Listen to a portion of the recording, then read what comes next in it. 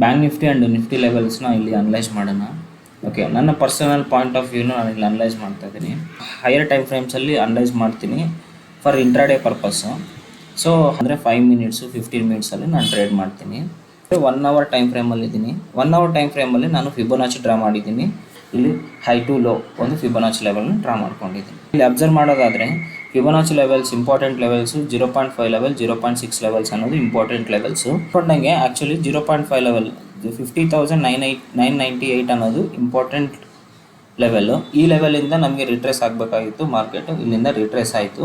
Okay, and morning ಈ 50,684 ಅನ್ನೋದು important level ಇತ್ತು. ಸೊ ಈ ಲೆವೆಲ್ನ ಬ್ರೇಕ್ ಮಾಡಿದ್ರೆ ನಾವು ಇಲ್ಲಿ ಕಾಲ್ ಆಪ್ಷನ್ಸ್ನ ಪ್ಲ್ಯಾನ್ ಮಾಡಿದ್ವಿ ಆ್ಯಂಡ್ ಒಳ್ಳೆ ಪ್ರಾಫಿಟ್ಸ್ನ ನಾವು ತೊಗೊಂಡಿದ್ವಿ ಇವತ್ತು.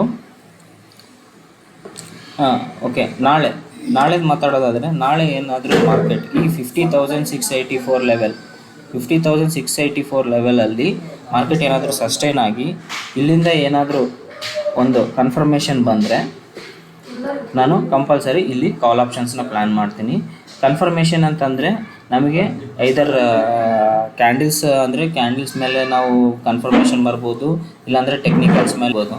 ಸೊ ಕನ್ಫರ್ಮೇಷನ್ ಬಂದರೆ ನಾನು ಇಲ್ಲಿಂದ ಟ್ರೇಡ್ ಮಾಡೋದಕ್ಕೆ ಪ್ಲ್ಯಾನ್ ಮಾಡ್ತೀನಿ. ಆ್ಯಂಡ್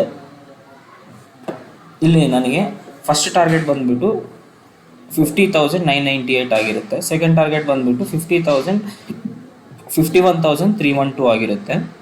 ಓಕೆ, ಇಲ್ಲ ಮಾರ್ಕೆಟ್ ಏನಾದರೂ ನಾಳೆ ಗ್ಯಾಪ್ ಡೌನ್ ಓಪನ್ ಆಯಿತು, ಗ್ಯಾಪ್ ಡೌನ್ ಓಪನ್ ಆಗಿ ಈ ಲೆವೆಲ್ನ ಬ್ರೇಕ್ ಮಾಡ್ತಾ ಅಂದ್ಕೊಳ್ಳಿ, ಅಂದರೆ 50,684 ಲೆವೆಲ್ನ ಕ್ರಾಸ್ ಮಾಡೈತೆ ಅಂತ ಅಂದ್ಕೊಳ್ಳಿ. ಸೊ ಈ ಲೆವೆಲ್ನ ಬ್ರೇಕ್ ಮಾಡಿದರೆ ಓಕೆ, ಈ ಲೆವೆಲ್ನ ಬ್ರೇಕ್ ಮಾಡಿ ಅಲ್ಲೊಂದು ಸಸ್ಟೈನ್ ಅಂದರೆ ಈ ಥರ ಏನಾದರೂ ಒಂದು ಫಾರ್ಮೇಷನ್ ಬಂದರೆ ಡೆಫಿನೆಟ್ಲಿ ನಾನು ಇಲ್ಲಿ ಪುಟ್ ಆಪ್ಷನ್ಸ್ನ ಪ್ಲ್ಯಾನ್ ಮಾಡ್ತೀನಿ.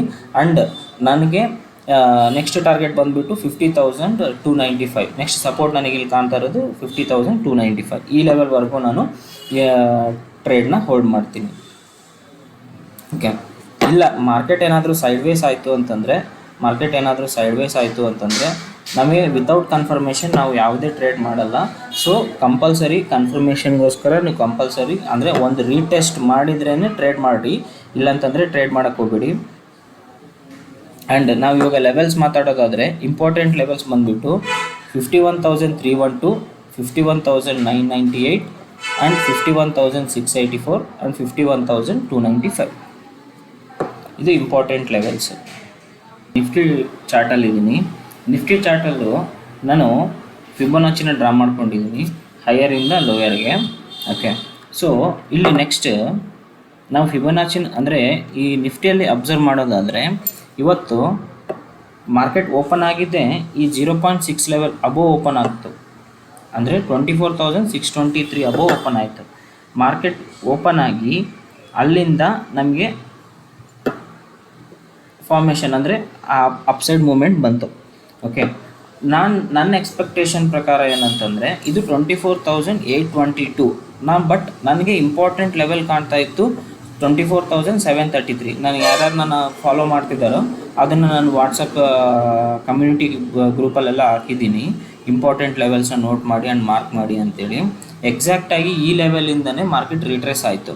ಓಕೆ, ಸೊ ಇಲ್ಲಿಂದ ಅಂದರೆ ನಾವು ಇಲ್ಲಿಂದ ಅರೌಂಡ್ 620ಇಂದ 730 740ವರೆಗೂ ಅಂದರೆ 100-120 ಪಾಯಿಂಟ್ಸ್ ನಾವು ಇದರಲ್ಲಿ ಟಾರ್ಗೆಟ್ ಮಾಡ್ಕೊಂಡಿದ್ವಿ.